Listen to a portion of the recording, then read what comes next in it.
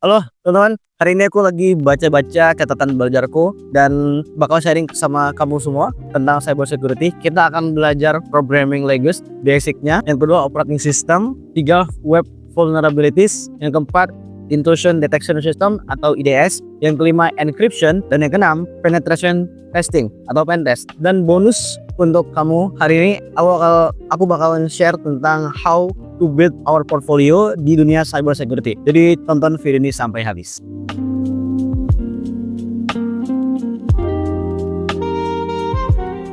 Oke, kita masuk yang pertama yaitu programming language.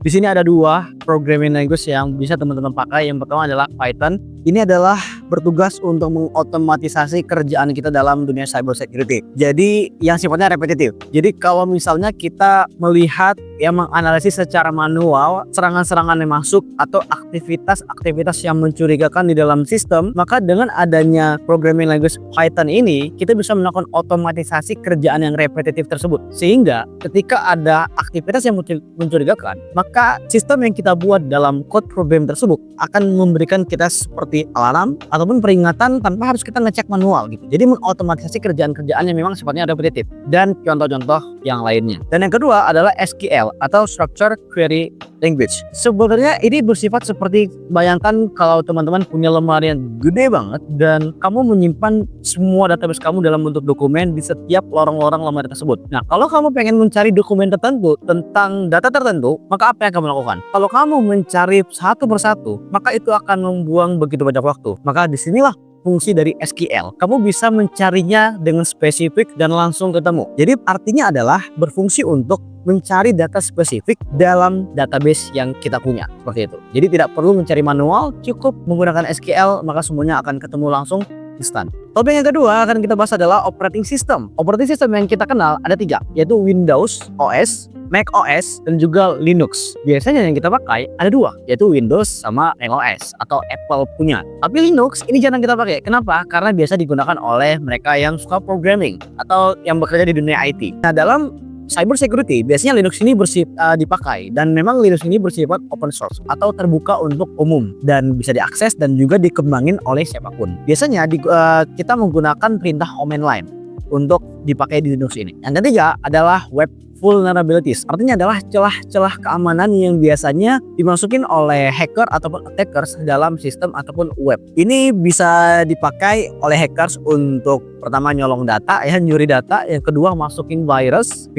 Yang ketiga dapetin akses secara ilegal. Yang keempat, intrusion detection system atau IDS. Ini sebenarnya ibaratkan seperti CCTV yang mantau aktivitas setiap hari. Dia mantau aktivitas di network dan jaringan. Dia ngasih tahu kita dalam bentuk alert ataupun alarm kalau ada yang mencurigakan. Kalau misalnya nih ada user yang login jam 3 pagi tapi setiap hari gitu, itu kan mencurigakan. Nah, ini akan ngasih tahu kita dan memberikan alarm kepada kita. Yang ketiga, bisa ngebaca data-data kecil yang lewat di dalam network ya. Data-data kecil ini disebut dengan paket. Yang kelima adalah encryption. Artinya adalah mengubah data biasa jadi bentuk yang rahasia. Jadi plain text menjadi ciphertext.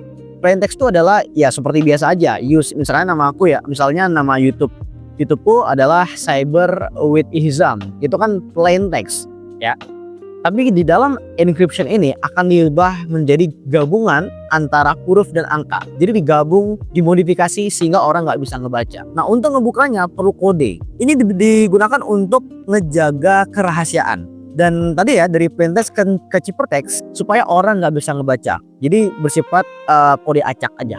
Yang keenam adalah penetration testing atau pen test. Ini sebenarnya kalau di dalam dunia karir cyber security, orang yang bekerja di bidang ini disebut dengan ethical hacker atau mereka yang bisa menghack tapi secara legal ataupun secara aman dan secara dibolehkan secara hukum gitu ya. Dan ketika mereka menemukan celah keamanan, mereka harus memberitahukan kepada sistem ataupun kepada perusahaan bahwa di sini adalah celah keamanan yang bisa saya masuki, maka perbaiki. Ini yang keenam ini adalah penetration testing. Sifatnya mirip seperti itu. Jadi mencari celah ataupun kelemahan di dalam sistem ataupun website, kemudian mengecek seberapa kuat sistem yang kita milikin, sistem yang perusahaan tersebut milikin, sistem yang web tersebut miliki gitu ya. Yang ketiga adalah untuk mengidentifikasi ancaman dari dalam ataupun luar. Dan sekarang aku sudah janji sama kamu untuk memberikan bonus pembahasan, yaitu bagaimana cara kita ngebangun portfolio untuk kita nge-create karir di bidang cyber security ini.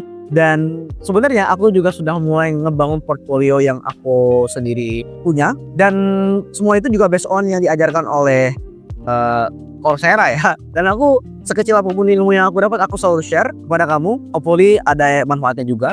Jadi portfolio itu sebenarnya berfungsi sebagai bukti bahwa kita itu punya skill dan ilmu di bidang apapun ya. Saat ini kita ngomongin cyber security, berarti kita harus menunjukkan bahwa kita tuh punya keahlian. Keahlian itu ditunjukkan dengan bukti. Bisa seperti kita ngebangun ya seperti ini ya. Aku ngebikin video di YouTube. Aku juga ngebikin konten-konten di LinkedIn. Itu juga sebagai portfolioku dan personal branding. Sebenarnya tuh kaitannya cukup erat ya, portfolio dan personal branding. Aku bakal jelasin 4 cara bikin portfolio. Yang pertama, folder. Kita harus membuat folder di dalam dokumen secara offline di laptop kita. Seperti yang aku lakukan juga di laptopku, aku membuat folder untuk menyimpan portfolio dalam dunia cyber security yang aku lagi dalamin ini. Yang kedua adalah kita menyimpan folder itu juga secara online, yaitu di Google Drive supaya nggak hilang. Once laptop kita angus, kebakar atau apapun hal buruk terjadi, kita bisa punya backupnya. Yang ketiga, bisa kamu simpan di Google Site. Ini sebenarnya website gratis untuk kamu bikin portfolio pertama kamu khusus di bidang cyber security. Jadi bisa bikin web pribadi dan tampilannya make sure responsif. Tapi harusnya ya Google Site ini memang sudah responsif ya, karena bisa dibuka di laptop, di PC, di tab, di HP juga bisa responsif. Jadi yang keempat adalah GitHub ya, atau GitLab atau Bitbucket. Ini cocok untuk yang skill coding banget, seperti dia yang aku bilang adalah ethical hacker. Ini cocok banget kalau kamu memang bekerja di bidang itu dan pengen berkarir di bidang itu. Dan untuk cocok untuk recruiter yang memang tech savvy banget, anak IT banget ya. Pertanyaannya adalah isi dari portfolio itu harus apa aja? Yang pertama adalah pernyataan profesional bahwa kita adalah nama kita siapa, kemudian kita interest di sini kenapa, apa yang mendrive kita, kelebihan kita apa yang sudah kita lakukan, gimana cara kita belajar ya. Menggunakan rumus 5W1H ini bagus sebenarnya untuk kita yang bingung bagaimana kita membuat statement profesional itu. Yang kedua, caranya adalah isi portfolionya adalah hasil audit keamanan ya. Jadi kamu bisa mencari celah-celah keamanan dalam sebuah sistem ataupun website, dan kamu bisa memberikan hasil audit kamu di dalam portfolio kamu. Misalnya nih, website katakanlah ya, web contoh ya, Shopee tampilannya kurang oke karena membuat celah keamanan bisa masuk misalnya ya, atau mungkin terdapat satu error di dalam fitur tertentu, kamu bisa melakukan itu. Yang ketiga adalah menganalisis network. Yang keempat, Linux comment. Yang kelima adalah query SQL yang difilter. Yang keenam adalah mendeteksi celah keamanan dalam satu sistem. Yang keenam, kamu bisa mengisi dengan log incident. Jadi kamu mungkin bisa berlangganan tools, SIM tools, dan kamu bisa melihat log-log yang masuk ya. Kemudian kamu bisa mengisi dengan resume atau CV terbaru yang kamu miliki, yang tentunya harus kamu sesuaikan dengan bidang cyber security ini. Alright, mungkin sudah selesai untuk pelajaran kita hari ini. Sebagai penutup, next video aku bakal ngejelasin tentang course kedua, karena aku sekarang sudah masuk di course ketiga, dan pelan-pelan aku akan ngejar untuk bikin video, dan aku akan masuk di course kedua untuk nantinya. Video selanjutnya aku akan ngebahas tentang security domains, dan aku akan ngebahas tentang yang kedua, threat, risk, and vulnerabilities. Kemudian aku juga akan ngebahas soal framework tapi lebih detail, NIST RMF, step by step manajemen risiko seperti apa. Kemudian aku bakal ngebahas tentang ada jenis-jenis web. Kemudian ya NIST Risk Management atau RMF, step-stepnya bagaimana. Jadi stay tune sampai di video selanjutnya, karena ini bakal menarik banget. Kamu bakal bisa belajar dengan lebih singkat ya lewat video yang aku posting di sini. Oke, thank you semuanya untuk yang udah nonton sampai habis. Jangan lupa like, comment, share, dan subscribe channel ini ya. Thank you, bye bye.